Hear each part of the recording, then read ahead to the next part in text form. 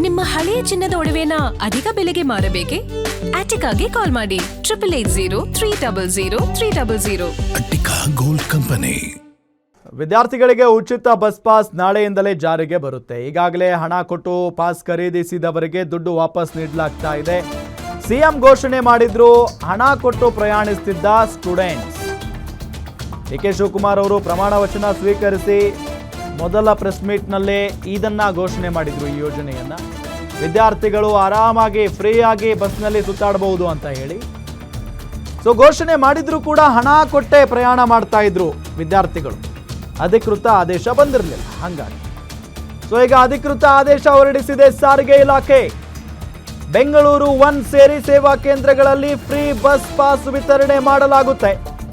Free bus pass card ಮುದ್ರಣ ಮತ್ತು ಹಂಚಿಕೆಗೆ 3-4 ದಿನ ಕಾಲಾವಕಾಶವನ್ನ ನೀಡಲಾಗಿದೆ. ಮುಂಚೆ ಎಲ್ಲ 1500, 1500 ಈ ರೀತಿಯಾಗೆಲ್ಲ ಹಣ ತಗೊಳ್ತಾ ಇದ್ರು ಫ್ರೀ ಬಸ್ ಪಾಸ್ ಅಂದ್ರೂ ಕೂಡ.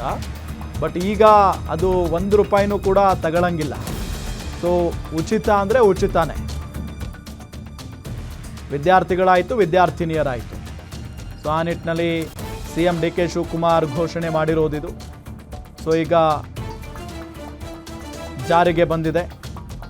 ಅಂದರೆ ನಾಳೆಯಿಂದಾನೇ ಬಸ್ನಲ್ಲಿ ಫ್ರೀಯಾಗಿ ಓಡಾಡ್ಬೋದು ವಿದ್ಯಾರ್ಥಿಗಳು. ಈಗಾಗಲೇ ಹಣ ಕೊಟ್ಟು ಪಾಸ್ ಖರೀದಿ ಮಾಡಿದವರಿಗೆ ದುಡ್ಡು ವಾಪಸ್ ಕೊಡಲಾಗ್ತಾ ಇದೆ. ಕೆಲವೊಂದಿಷ್ಟು ಜನ ಏನು ಮಾಡಿದರು, ವಿದ್ಯಾರ್ಥಿಗಳು ಕಾಲೇಜು ಶುರು ಆಗೋಕ್ಕಿಂತ ಮುಂಚೆನೇ ಹಣ ಕೊಟ್ಟು ಪಾಸನ್ನು ತಗೊಂಡಿದ್ರು. ಈಗ ಏನು ಹಣ ಕೊಟ್ಟಿದ್ರು ಅದೆಲ್ಲವನ್ನು ಕೂಡ ವಾಪಸ್ ತಗೊಳ್ತಾ ಇದ್ದಾರೆ. ಸಿಎಂ ಘೋಷಣೆ ಮಾಡಿದ್ರು ಕೂಡ ಹಣ ಕೊಟ್ಟು ಪ್ರಯಾಣ ಮಾಡ್ತಾ ಇದ್ರು ಸ್ಟೂಡೆಂಟ್ಸ್. ಅಧಿಕೃತ ಆದೇಶ ಬಂದಿರಲಿಲ್ಲ, ಈಗ ಅಧಿಕೃತ ಆದೇಶ ಬಂದಿದೆ ಸಾರಿಗೆ ಇಲಾಖೆಯಿಂದ. ಆ ನಿಟ್ಟಿನಲ್ಲಿ ಬೆಂಗಳೂರು 1 ಸೇರಿದಂತೆ ಸೇವಾ ಕೇಂದ್ರಗಳಲ್ಲಿ ಫ್ರೀ ಬಸ್ ಪಾಸ್ ವಿತರಣೆ ಮಾಡಲಾಗ್ತಾ ಇದೆ. ವಿದ್ಯಾರ್ಥಿಗಳು ಹೋಗಿ ಅಲ್ಲಿ ಬಸ್ ಪಾಸನ್ನು ತೆಗೆದುಕೊಳ್ಬಹುದು. ಫ್ರೀ ಬಸ್ ಪಾಸ್ ಕಾರ್ಡ್ ಮುದ್ರಣ ಮಾಡಿಕೊಡಲಾಗ್ತಾ ಇದೆ. ಹಂಚಿಕೆಯನ್ನು ಕೂಡ ಮಾಡಲಾಗ್ತಾ ಇದೆ. 3-4 ದಿನ ಕಾಲಾವಕಾಶ ಇದೆ. ವಿದ್ಯಾರ್ಥಿಗಳು ಹೋಗಿ ತೆಗೆದುಕೊಳ್ಳಬಹುದು.